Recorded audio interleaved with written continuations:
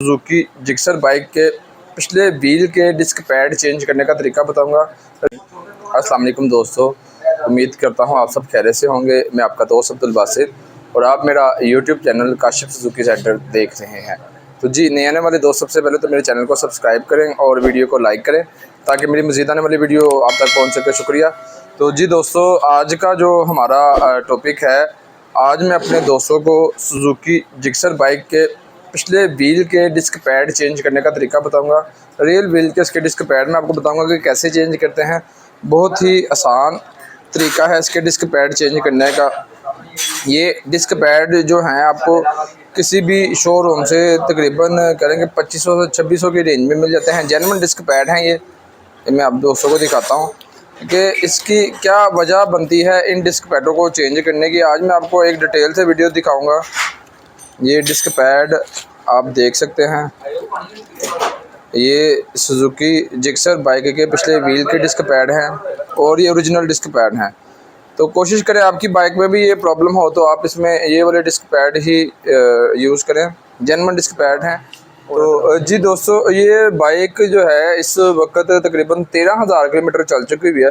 13,000 kilometre चलने के बाद इसके जो है ये रियल व्हील के डिस्क पैड हम चेंज कर रहे हैं। तो जी दोस्तों, बहुत ही आसान है इसके ये डिस्क पैड बदलना। इसके लिए सबसे पहले आपके पास एक ये सीधे मुँह वाला पेचकस का होना ज़रूरी है। आप इसकी मदद से ये पेच को खोल लें। इसकी जो है ना डिस्क करेंगे बाकी गाड़ियों की निस्बत बहुत ही आसान है इसको चेंज करना।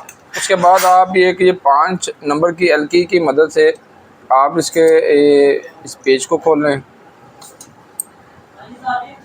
ये आम गाड़ियों के जो है हमें पूरे यूनिट खोलने पड़ते हैं डिस्क पैड चेंज करने के लिए, पर इसका जो है पूरा यूनिट नहीं खोलना पड़ता। जी आगे इसको खोलने के बाद ये आपका पेज, जब इस पेज को आप खोल लें तो इस पेज को आप बाहर निकाल लें और उसके बाद आप ये देख सकते हैं कि आप इसके डिस्क पैडों को इसी तरीके से ही बाहर निकाल लें। जी दोस्तों, ये आप देख सकते हैं, ये मैंने 5 नंबर की एलकी की मदद से ही ये डिस्क पैड जो है बाहर निकाल रहा हूँ मैं। तो जी दोस्तों, ये अब हमारा डिस्क पैड जो है हमारे बाहर आ चुके हैं। तो आप दोस्तों को मैं ये डिस्क पैडों का फ़र्क दिखा रहा हूँ। ये देख रहे हैं, ये अब इसके डिस्क पैड जो इसमें हम फिट करेंगे और वो डिस्क पैड आप देख सकते हैं कि ये वाले डिस्क पैडों की मोटाई देख लें बिल्कुल ना होने के बराबर है और इसकी आप मोटाई देख लें।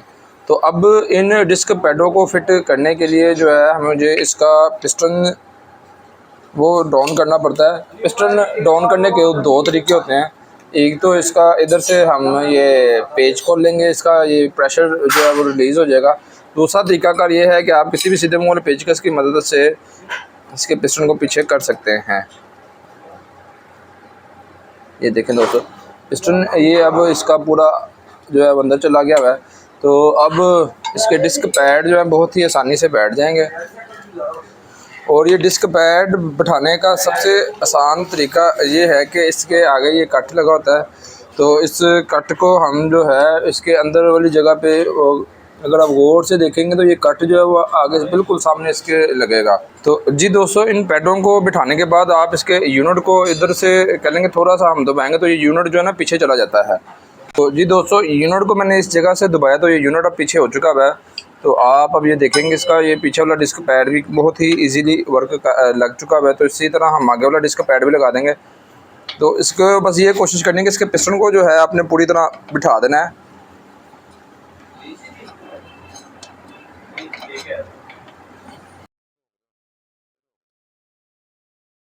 तो जी दोस्तों, आप ये देख सकते हैं कि ये डिस्क पैड अब इसके अपनी जगह पे बैठ चुके हैं।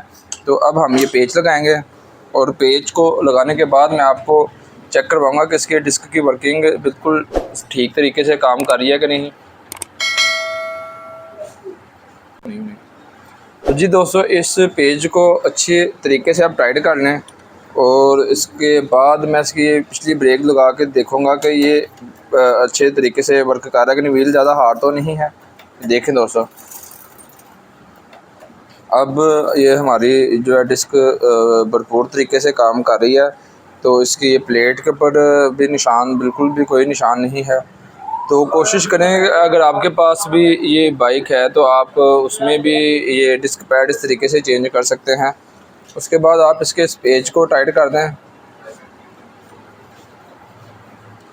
اور دوستو اس کے بعد آپ یہ پیج کو ٹائٹ کرنے کے بعد اب ہماری ڈسک جو ہے لگ چکی ہے۔ یہ ڈسک پیڈ اب ہم نے سے بائک کے چینج کر دی ہیں، تو اب میں اس کا یہ بریک آئل بھی جو ہے اس کا لیول پورا کروں گا۔ یہ لو لیول سے تھوڑا سا نیچے ہے، تو اب ہم اس میں بریک آئل ڈالیں گے۔ اس کا یہ 2 پیج کھولیں گے، لیکن اس میں یہ پیج کھولنے کے لیے جو ہے مجھے اس کا یہ پیج کھول کے اس کو باہر نکالنا پڑنا ہے۔ ہوگا تو جی دوستو اس کا بریک آئل پورا کرنے کے لیے میں نے اس کا یہ پیج کھول لیا ہے۔ یہ پیج کھولنے سے یہ ہوتا ہے کہ یہ آپ کا یہ جو بریک یونٹ ہے یہ باہر آ جاتا ہے جو اس کا، اور 4 والے پیج کس کی مدد سے میں نے یہ پیج اس کے کھول لیے ہیں۔ تو اب میں اس کا یہ آئل کا لیول جو ہے وہ پورا کروں گا۔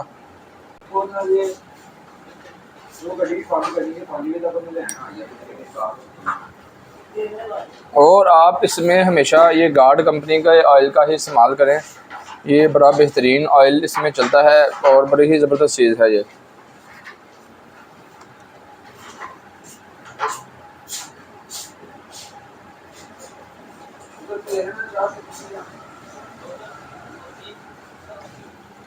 تو جی دوستو آپ دیکھ سکتے ہیں کہ میں نے اس کا یہ لیول جو ہے وہ تھوڑا سا وہ پورا کر دیا ہے۔ تو اب ہم اس کو فٹ کریں گے۔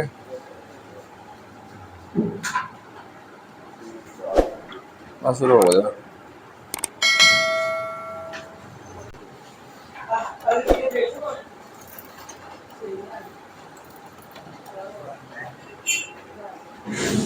تو پلے تو جی دوستو اب آپ یہ غور سے دیکھ سکتے ہیں کہ اس کا لیول جو ہے اپر لیول پہ اب آ چکا ہوا ہے۔ تو اب ہماری گاڑی کے جو ڈسک پیڈ ہم نے ڈال دیے ہیں جگسر بائک سوزوکی جگسر بائک کے، آج میں نے آپ کو ڈسک پیڈ وہ ریئل ویل کے ڈالنے کا طریقہ بتایا ہے۔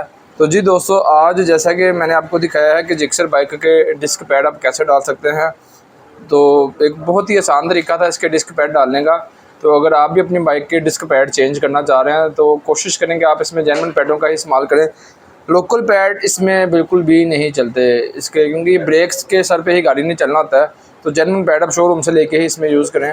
تو میں امید کرتا ہوں کہ آج کی ویڈیو جو ہے آپ کے لیے فائدہ مند ہوگی۔ تو اگر آپ کو میری یہ ویڈیو اچھی لگے تو ویڈیو کو لائک کیجیے گا، چینل کو سبسکرائب کیجیے گا اور بیل کے بٹن کو بھی دبائیے گا تاکہ میری مزید آنے والی ویڈیو آپ تک پہنچ سکے۔ بھائی کو دعاؤں میں یاد رکھیے گا۔ اللہ حافظ، فی امان اللہ۔